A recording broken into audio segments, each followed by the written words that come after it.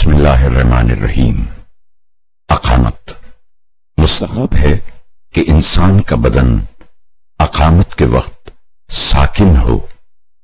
مستحب ہے اللہ اکبر کہتے وقت اپنے ہاتھوں کو کانوں کے برابر تک بلند کرے۔ مستحب ہے کہ بدن کو سیدھا، کندھوں کو جھکائے، ہاتھ زانوں پر رکھے، انگلیاں ملی ہوئی ہوں، سجدے کی جگہ پر نگاہ ہو۔ قنوت ہاتھ چہرے کے مقابل بلند کریں، دونوں ہتھیلیاں ملا کر آسمان کی طرف رکھیں، انگوٹھے کے علاوہ انگلیاں بھی ملی ہوئی ہوں، نظریں ہاتھوں کی ہتھیلیوں پر ہوں گی۔ مستحب ہے رکوع میں جانے سے پہلے سیدھا کھڑا ہو کر تکبیر کہے اور رکوع میں گھٹنے پیچھے کی طرف کرے، پشت سیدھی کرے، گردن لمبی کرے، اسے پشت کے برابر کرے، دونوں قدموں کے درمیان نگاہ کرے۔ عورت کے لیے مستحب ہے عورتیں رکوع میں ہاتھ گھٹنوں سے اوپر رکھیں اور گھٹنے پیچھے کی طرف نہ کریں۔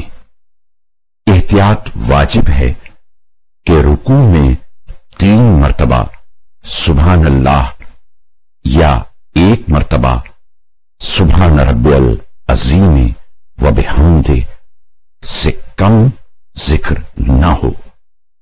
مستحب ہے ذکر سے پہلے یا بعد میں درود پڑھے، رکوع سے اٹھے اور سیدھا کھڑا ہو، بدن سکون کی حالت میں کہے سمع اللہ لمن حمدہ۔ قیام سے سجدے میں جانا۔ مرد سجدے میں جانا چاہے تو سب سے پہلے اپنے ہاتھ زمین پر رکھے، عورت جب سجدے میں جانا چاہے تو سب سے پہلے اپنے زانوں زمین پر رکھے۔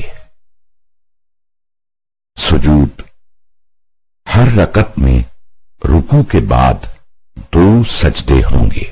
سجدہ یہ ہے کہ پیشانی، دونوں ہتھیلیاں گھٹنوں کے سرے اور پاؤں کے دونوں انگوٹھوں کے سرے زمین پر رکھے۔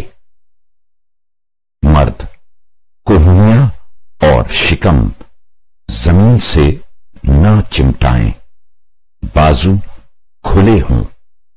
عورت کوہنیاں اور شکم زمین سے چمٹائیں، اعضائے بدن ایک دوسرے سے ملا کر رکھیں۔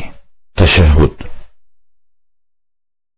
سجدے کے بعد دائیں پاؤں کی پشت بائیں پاؤں کے تلوے پر رکھے، ہاتھ رانوں پر، انگلیاں ایک دوسرے سے ملی ہوئی ہوں، نگاہیں اپنی گود کی طرف ہوں۔ عورت سجدے کے بعد بائیں ران پر بیٹھے اور دائیں پاؤں کی پشت بائیں پاؤں کے تلوے پر رکھے، ہاتھ رانوں پر رکھے۔